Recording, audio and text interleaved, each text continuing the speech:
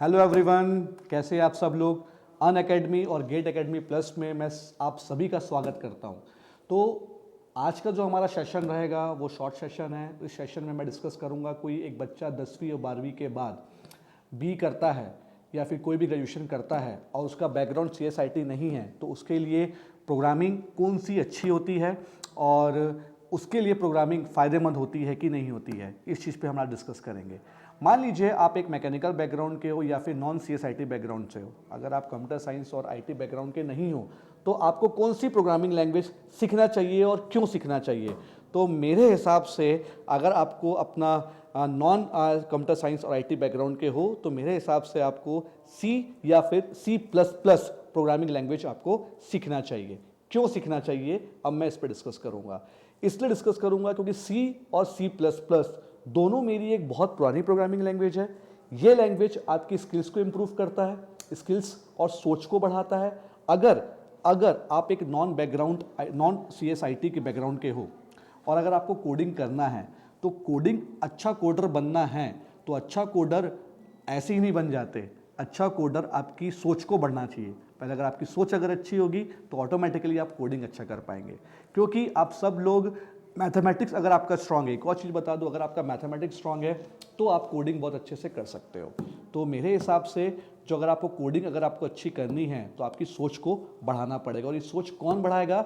C और C++ बढ़ाएगा। और भी कई सारी लैंग्वेज है, जैसे पाइथन हो गया, जावा हो गया, .NET हो गया, C# हो गया। ये सारी लैंग्वेज भी आप स्टार्ट कर सकते हो, लेकिन जो पावरफुल फीचर्स आपको C प्रोग्रामिंग देगा और C++ देगा वो आपको कोई लैंग्वेज नहीं देगा। हाँ, जावा दे सकता है, लेकिन बॉस सबसे पहले अगर आपको अपना बेस स्ट्रॉन्ग करना है, अगर आपको एज ए बेस अगर आपको लगता है कि मैं अगर मैकेनिकल बैकग्राउंड का हूँ, मैं अगर सिविल बैकग्राउंड का हूँ, मैं अगर इलेक्ट्रॉनिक्स बैकग्राउंड का हूँ या फिर मैं अगर E&I ब्रांच का हूँ, तो मैं क्या करूँ?